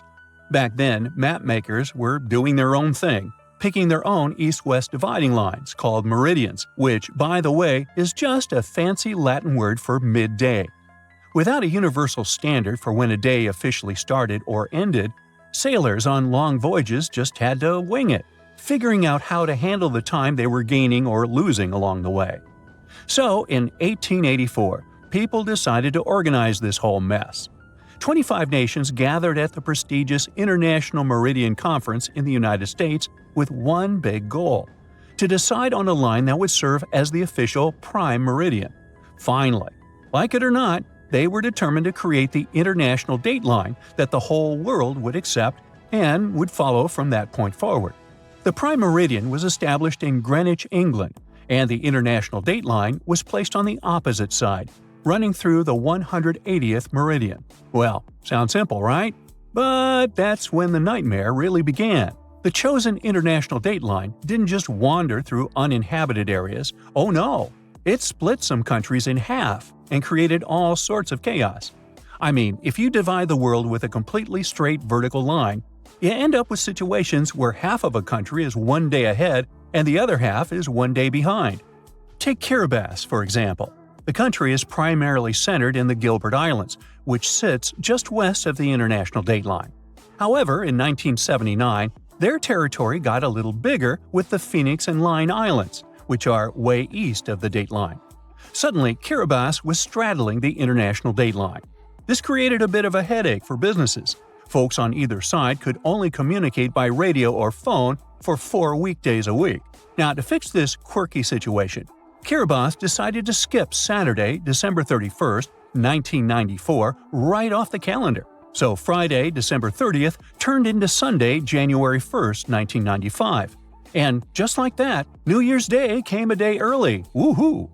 After that, the date line moved eastward to go around the entire country. So the same thing that happened to Kiribati happened to other countries as well. For example, when they got to the Aleutian Islands in Alaska, the line made another detour to include them. And when they got south of the equator, well, guess what? Another eastward bend to cover even more islands. And that's pretty much why the straight line started to get a bit ziggy-zaggy.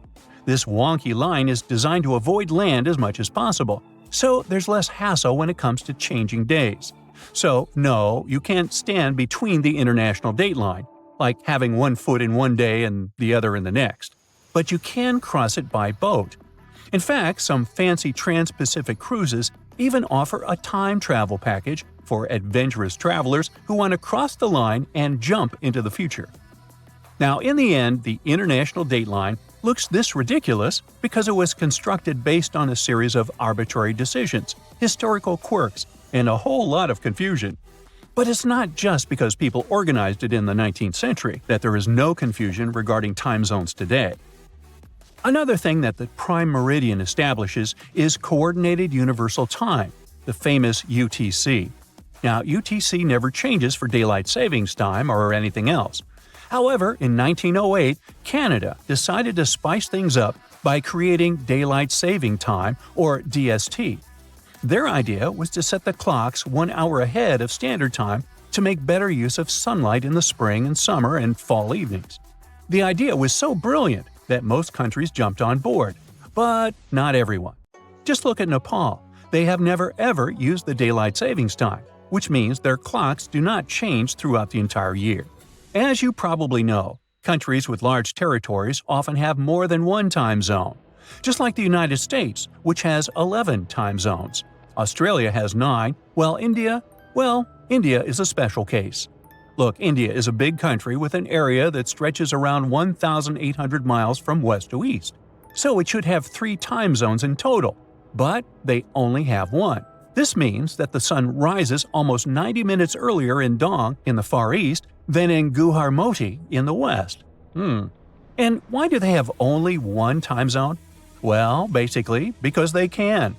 Just remember that the international date line and time zones are invisible, artificial, and now you know, totally arbitrary. So, if a country wants to stick with just one time zone to simplify processes and business operations within its border, then hey, why not? Solar eclipses are amazing to witness because the moon and the sun seem to overlap perfectly in our sky, even though the sun is way bigger, about 400 times. The trick is, the moon is also about 400 times closer to our planet, so they end up looking the same size to us. Sadly, at some point during our planet's history, solar eclipses won't happen anymore. You see, the moon is actually drifting away from Earth, sliding away about 1.5 inches every year. Because of this movement, the moon will no longer completely block out the sun. Experts at NASA went on to calculate when the last solar eclipse will happen. They say it's still going to take about 600 million years, so it's safe to say none of us will be here to see it.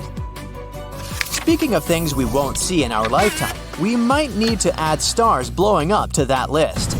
We know what stars look like when they fade away because of telescopes, but we've never seen one with the naked eye popping up above us.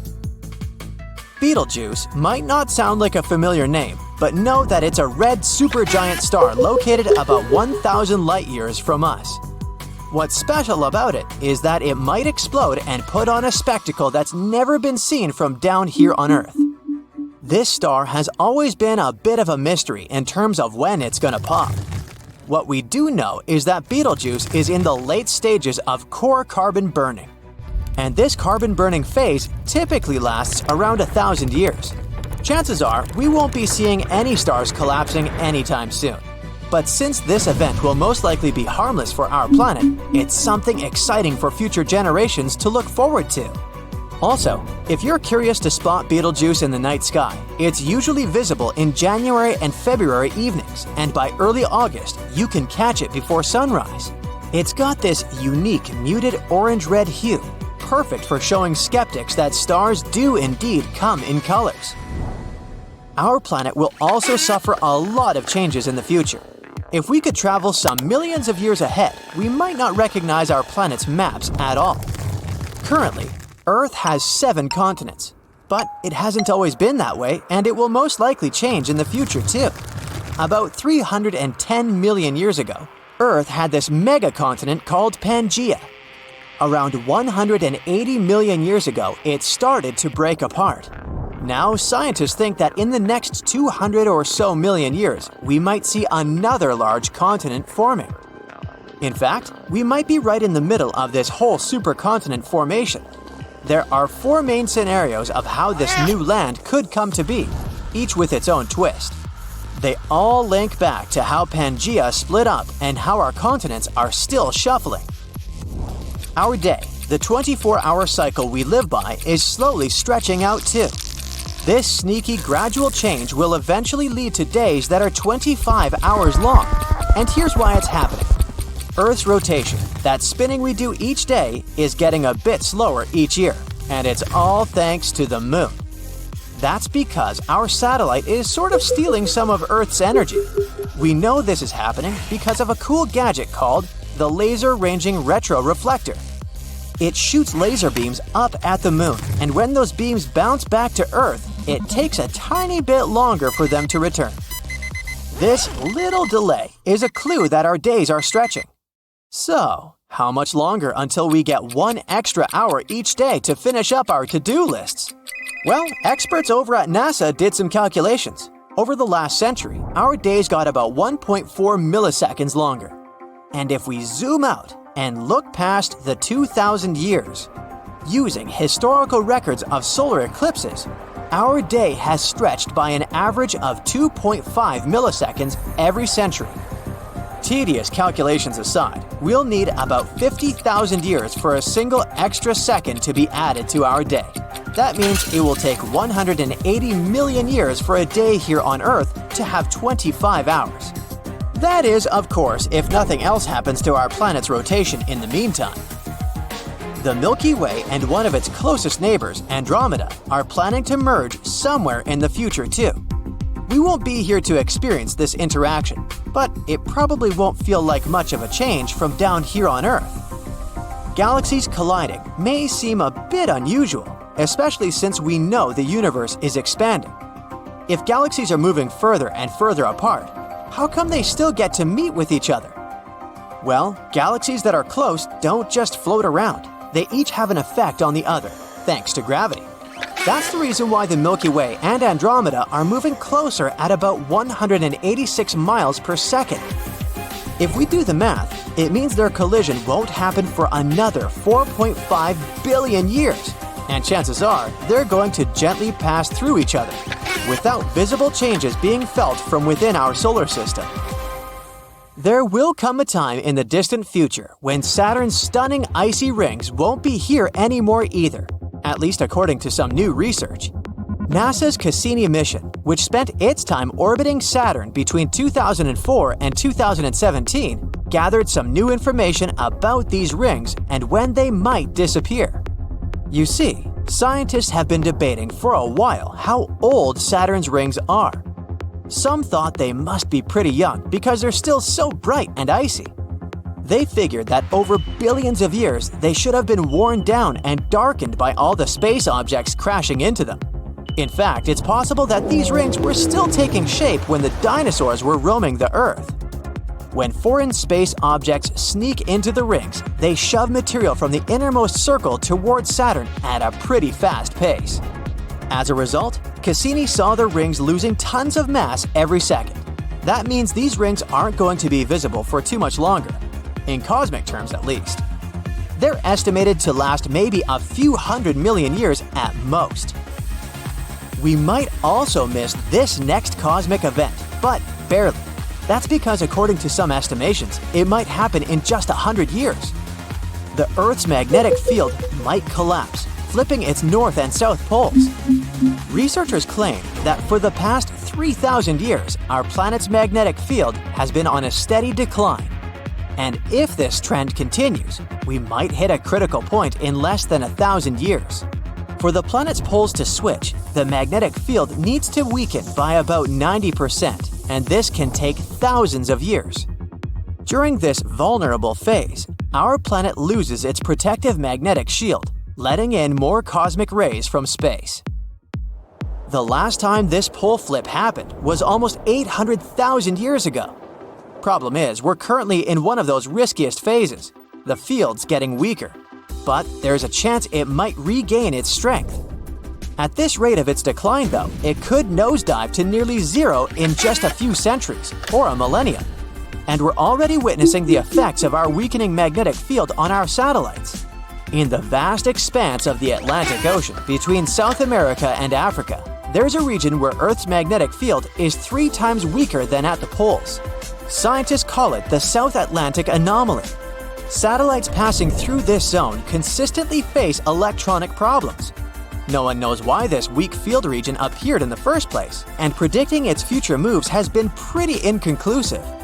One theory is that a massive swirling whirlpool in Earth's liquid metal outer core might be responsible, pushing the magnetic field away from the South Atlantic. Another thought is that the magnetic field in this region is pointing in the wrong direction, like a mini pole flip. Imagine a world of seething hot metal where iron and nickel dance in a fiery inferno. This is the inner core, the heart of our planet. But what if this very heart was changing? The latest research suggests that the Earth's inner core may be slowing down and even reversing its rotation. Is this a sign of the end of times? Will the Earth come crashing down on itself? Let's find out. Imagine you have a giant onion, and every layer represents a different layer of the Earth. The center of this onion, the part you can never reach, represents Earth's core. It's like a mysterious land that no one has ever set foot on, yet scientists have been trying to uncover its secrets for centuries. Imagine diving deep into the center of the Earth, beyond the crust, the mantle, and finally 1,800 miles below the surface where you'd reach the inner core. It's a ball of seething hot metal made up of solid iron and nickel, and it's so hot it glows a brilliant white.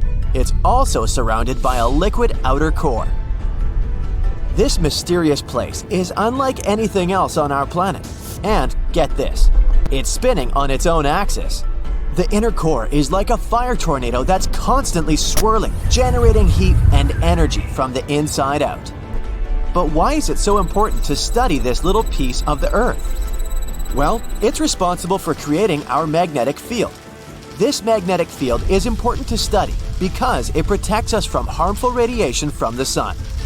It's created by the movement of molten metal in the Earth's outer core and the spinning of the Earth. These movements generate electrical currents, which then create the magnetic field. It's like a shield that protects us and helps us keep our planet healthy and safe. But there's still so much we don't know about the inner core. For example, how did it form? Scientists believe it started to solidify about 1 billion years ago. But why did this happen? What was the trigger? Or, for example, what about the inner core's crystal structure? It's thought to be a type of iron called hexagonal close-packed iron, but we still don't know if it's actually the case. In other words, we may have many theories, but unfortunately, there's no way to confirm them, at least for now.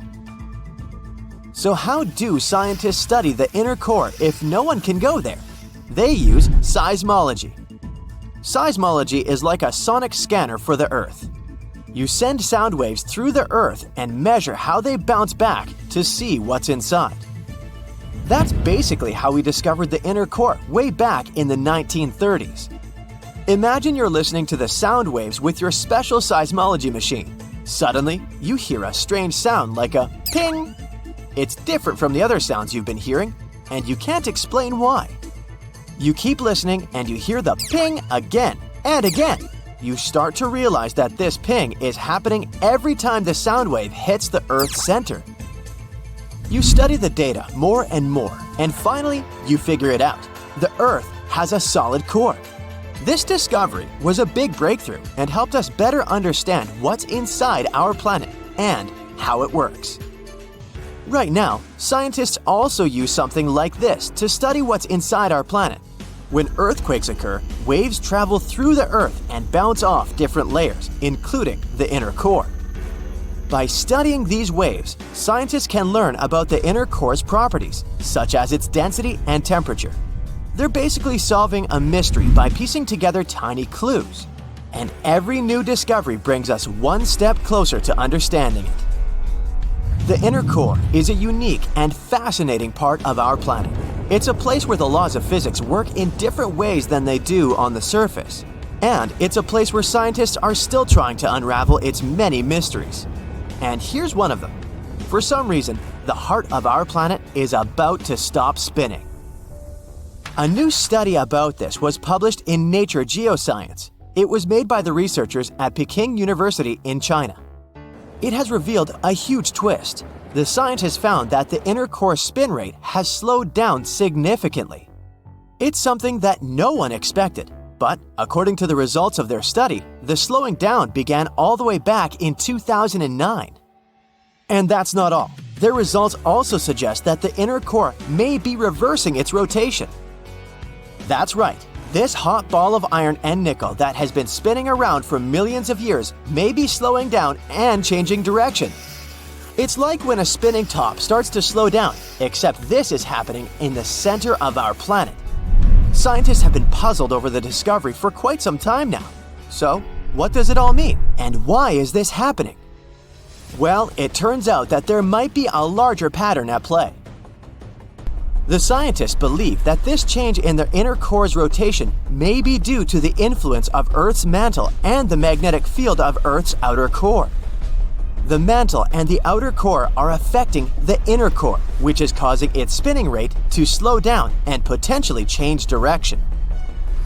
Before this study, scientists thought that the inner core was spinning faster than the Earth's crust.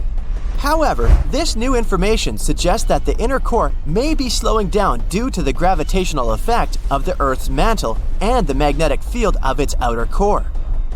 But here's where it gets even more interesting. When researchers took a closer look at data stretching all the way back to the 1960s, they discovered that the rotation of Earth's inner core was consistent from the late 1970s to the early 2000s. Before that, they found that another possible slowing down or reversal event may have occurred in the early 1970s. It's like the inner core spin is like a roller coaster ride, speeding up, slowing down, and possibly reversing course over a period of time.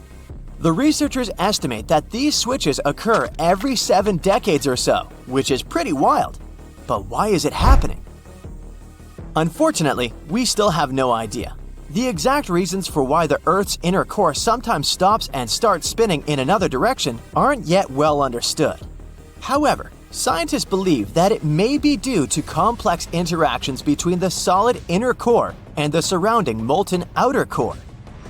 A lot of different things can be at play here.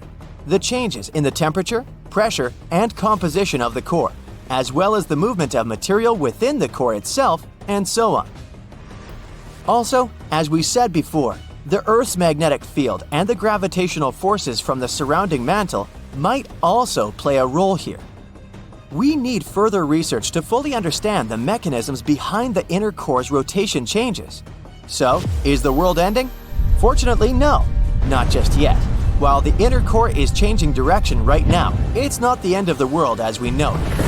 And even though findings may seem like a huge deal, life on Earth's surface hasn't been impacted much, if at all. In fact, it's just a fascinating part of the Earth's inner workings that we're learning more about every day. So, you can say with relief, nothing cataclysmic is happening. Moreover, according to Hervoya Kalsic, a geophysicist at Australian National University, the inner core is now more in sync with the rest of the planet than a decade ago when it was spinning a bit faster. All in all, this new study has added a strange twist to the story of Earth's inner core, and scientists believe that there's still much more to discover about this mysterious place. Who knows what other secrets lie in the heart of our planet? The possibilities are endless. So let's keep researching and enjoy our time on this amazing planet. Okay, watch your step now. Millions of gallons of hot magma are gathering in one flow and rising thousands of miles to the surface of our planet. A massive fracture in a tectonic plate shakes the ground and fills the air with a loud hum. Fire, gases, lava erupt from the dark, unexplored depths of Earth's crust. A planetary-scale catastrophe has just happened, and no one's noticed it. Now imagine you're having fun on a luxury yacht somewhere in the southwestern Pacific Ocean, drinking cocktails and sunbathing. At this moment, one of the most powerful volcanic eruptions in the planet's history is happening right below you. But you don't feel anything. You don't even drop your glass. Yeah, you can hear a strange sound coming from the ocean depths. You see foaming water and pieces of pumice floating up to the surface, but it doesn't bother you much. So how did it happen that we missed such a powerful eruption in 2012? Why did scientists find out about it only a few years later? The answer is simple: water. An eruption of an ordinary volcano is a huge disaster. There are incandescent liquid metals and molten rock containing almost the entire periodic table inside our planet. All of this soup is called magma, and it's constantly boiling inside the subsoil of our world. This hot substance is lighter than the surrounding crust, so it always rises. Fortunately, the planet's surface is strong enough and doesn't allow magma to splash out. But sometimes this protection fails. The upper part of Earth is covered with connected parts, tectonic plates. These plates collide with each other and then move apart. Imagine a big moving mosaic puzzle where all its parts are tectonic plates. And when a small part of this puzzle gets separated from another, magma immediately comes up. These unstable fault sites with leaking magma are called volcanoes. And when they erupt, it gets hot. Lava flows out of the vent and burns all the vegetation around. This is accompanied by earthquakes and thick black smoke. If a volcano spits out magma too high, it falls back to the surface in the form of fire rain. But the worst thing here is ash. It's not that ash that's left in your grill after a good barbecue. No. Volcanic ash consists of solid particles harmful to any organism. These particles are not burnt wood, but various chemical elements. Volcanic ash is sharp, dense, and tangible. It can block sunlight, cover and destroy all plants, settle in your lungs. If you get too close to an erupting volcano, well, you better have a fireproof suit, oxygen tanks, a gas mask, and an underground shelter. Then you might survive, but there's no guarantee. At the same time, if an eruption occurs underwater, you don't need to worry about it. Of course, if you're not a marine biologist studying coral reefs nearby, or if you don't travel past that area in a submarine. In that case, boy, you're in trouble. When an underwater volcano erupts, this shakes a colossal area, heats the water, destroys the seabed. But almost nothing happens at the surface. The enormous pressure of millions of gallons of water suppresses the destructive power of the volcano. Molten rocks shooting out of Earth's crust get pressed against the seabed. Yeah, a submarine swimming by would be thrown off course and might collide with solidified lava. Fortunately, no such cases have ever been recorded, but it can easily become a reality because underwater eruptions happen pretty often. More than 70% of all volcanic activity occurs underwater, and almost no one notices it. In most cases, these volcanoes immediately fall asleep after they erupt and never wake up again. But in 2012, something happened, and scientists couldn't ignore it. Big pieces of pumice, the size of a van, began floating up in the southeastern Pacific Ocean. These rocks covered about 154 square miles. There were thousands of them. They looked like a group of unknown floating mini-islands. Volcanic stones were scattered in the ocean over the area twice as large as New Zealand. Scientists determined the full scale of the disaster with the help of deep-sea sonar devices. They studied the seabed at a depth of 4,000 feet for a long time and found 14 craters from which magma had flowed during the eruption. The seabed was covered with frozen lava flows and tons of ash. The researchers found that more than a third of the erupted volcanic material surfaced and was scattered all over the place. The rest remained at the bottom. This wiped out all marine life in the area. It seemed that this eruption was one of the largest in the entire history of observations. But in 2019, researchers discovered something even more significant. That was an underwater volcano 3 times higher than the Eiffel Tower. According to scientists' calculations, it ejected between 30 and 1,000 times more molten rock than the previous volcano. This monster had been feeding from the world's deepest magma reservoir we know about. Seismic activity here was so devastating that it destroyed everything around. Fortunately, not for long. After any eruption, life reappears like a phoenix rises from the ashes. And it's not just a figure of speech. Volcanic ash and lava around the volcano contain many useful mineral elements. All of them nourish the soil and help microorganisms develop on land and in the water.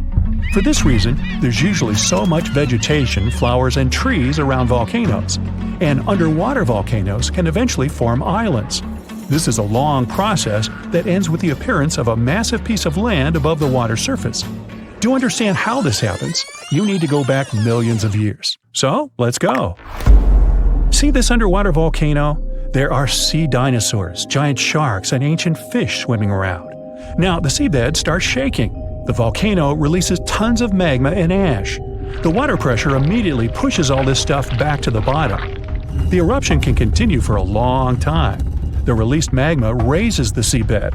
After hundreds, maybe 1,000 years, a new eruption begins. New magma flows create a new layer above the previous one. Over millions of years, layer by layer, the volcano is growing. It's slowly rising, thanks to constant eruptions. Of course, with time, some volcanoes go dormant, but this one continues to erupt. And then, one day, the volcanic rock reaches the surface and an island emerges. After many more years, the volcano can fall asleep. After this, life is likely to appear on the island. Grass, flowers, trees, animals. The area that was once ruined seabed is swarming with life now. Volcanic islands have unique ecosystems because they develop separately from all the continents. Observing such islands helps scientists understand how life on Earth evolves. New species of birds, animals, insects can live on these chunks of land. Hundreds of islands around the world appeared thanks to eruptions of underwater volcanoes. You can find them in Hawaii, Indonesia, Iceland. Many of them are inhabited by people who build villages and towns there. There were cases when a volcano erupted when people literally lived on top of it. That's what happened on the small island of Aogashima, located to the south of Tokyo. People built a beautiful town right in the crater of an active volcano. And in May 1785, an eruption began.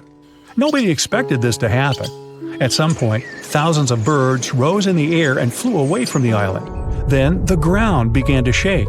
A heavy, low sound shook the air. Thick smoke appeared above the top of the green volcano. The crater started spitting dirt, huge rocks, and red-hot pieces of magma into the sky. The disaster lasted several weeks. People somehow managed to evacuate. Then, finally, the volcano calmed down. After that, a long process of recovery started. The inhabitants of the town rebuilt houses, roads, infrastructure. More than 200 years have passed since that moment, and during this time, the volcano never woke up. And despite the risk of a new eruption, people continue living there. The population is growing. Many people from other cities and countries come to live there. The main reason everyone loves this place is that it looks like a paradise. Nobody wants to leave the island. There are thermal springs where you can bathe, dense jungle with many beautiful animals and trees. The soil is rich, and you can grow tasty fruit and vegetables there. The water near the coast is swarming with fish. Every day, you can enjoy the incredible landscapes of the island. Seismological services constantly monitor the situation and watch the volcano's activity, listening for a rumble that may someday come again. Uranus is an enigmatic giant that has puzzled astronomers for centuries. But what sets this gas giant apart from the others is its strange tilt. While most planets spin on an axis that is perpendicular to their orbit, Uranus takes a wild spin in a different direction. But why does it look like this? How did the planet turn out to be lying on its side? And what would we see if we visited the surface of such a planet? Let's find out. Uranus, the seventh planet from the Sun, is a cosmic oddball and source of many jokes. It's one of the gas giants in our solar system, along with Jupiter, Saturn, and Neptune. It's also the third largest planet in our solar system, with a diameter of about 31,000 miles. And one of its many oddities is a weird rotation on its side. Not all planets in our solar system are aligned in a straight line. While most planets in our solar system have an axial tilt of less than 30 degrees, Uranus is tilted at an angle of almost 98 degrees. It's like that one friend who always has to be different, even if it means standing on their head to prove a point. So its north and south poles are facing east and west. It's like the planet got lazy and just rolled over one day, deciding to take a nap. And why is Uranus so tilted, you ask? Scientists once thought this was due to some kind of collision. They thought that something gigantic crashed into Uranus, something like what happened to our Earth. A dwarf planet crashed into it, the Earth tilted slightly, and the Moon was born from the remnants of the collision. But this theory had a problem. In the early universe, there were a bunch of asteroids, dwarf planets, and other large objects. And if this is so, then why is only Uranus tilted? All sorts of guys have crashed into other planets too, but they don't have such features. But recently, scientists have published a new study, and now scientists think that the culprit might be a long-lost moon that wandered away. Back in the days of the early solar system, the giant planets partied much closer together and way closer to the sun. But, as we all know, parties can get out of hand. Something caused Uranus and Neptune to migrate the farthest, like they were trying to get away from the sun's strict supervision. Each giant planet had a collection of moons, but they were constantly getting shuffled around during all this migration madness. Some planets lost moons, while others gained new ones. Uranus could have been born with a massive moon, or quickly captured one. And if that moon was big enough, it could have started playing games with Uranus's spin. This moon pulled on Uranus with its gravity, making the wobbling even worse. As time went on, it made Uranus tilt more and more. Eventually, it crashed into the planet, locking it into its current tilt. While the theory is pretty sound, based on computer models, we'll have to wait until at least 2030. That's when China plans to launch the Tianwen-4 spacecraft to take a closer look at Uranus and study it more. Who knows what other crazy space secrets we'll uncover next? Until then, we can all have a good laugh about the lazy, rebel planet that just can't seem to stand up straight. Such a funny and unique feature makes you wonder, what exactly would we see if we were standing on this planet? How would its strange tilt affect the view from its surface? Let's see, if you were standing on the surface of Uranus, although it doesn't really have a surface, it's more like a gas atmosphere, you'd enjoy a cool view. You'd see the sun rise in the east, just like on Earth, but then it would keep going around the sky in a tilted path, like a lazy spiral. About the sunset though, I hope you have some patience, because it would take 42 years for the sun to complete one full circle around Uranus's sky. That's a really long time to wait before finally going to bed. But speaking of the sky, it would be a beautiful sight to behold. Uranus is known for its stunning, unique blue-green color. It's caused by the methane gas in its atmosphere. Methane absorbs red light, giving Uranus its cold hue. You'd also see some amazing clouds and storms swirling around the planet. But if you're looking for constellations, you're out of luck. The extreme tilt of Uranus means that its poles face towards the sun, so the stars would be all over the place in the sky. The constellations that are familiar to us would be unrecognizable from Uranus. Also, as the planet rotates, the position of the stars would change very often. For you sailors out there, good luck in navigation. But you could see its beautiful moons. Uranus has 27 known moons, with the largest being Titania, followed by Oberon, Umbriel, Ariel, and Miranda. These moons are thought to have formed from the same material that formed Uranus, and yes, the tilt affects them too. They orbit around the planet perpendicular to the planet's motion around the sun. And they aren't the only ones. Did you know that Uranus also has rings? Yeah, not only Saturn is so special. The rings are made up of ice particles, some as small as grains of sand, and others as large as several feet across. They're thin, narrow, and dark compared to Saturn, for example. They're actually so black that they almost don't reflect the light. That's why it's so difficult to see them from Earth. But if you were near the surface of Uranus, you might be able to see them in the sky. The only question is, would you even be able to focus on all these views? Because Uranus is extremely cold, and that will probably be the only thing you'd think about. We're talking about temperatures that can drop down to negative 350 degrees Fahrenheit. Brr, better pack some warm clothes for this trip. This is because it's so far from the sun, and its atmosphere is composed mainly of hydrogen and helium. And not only is Uranus the coldest planet in our solar system, but the winters there are long. Due to the extreme tilt, it has seasons that last for over 20 years. It's like the planet is stuck in a perpetual state of winter, which is both cool, pun intended, and kind of sad at the same time. And if that's not cold enough, Uranus is also known for its strong winds.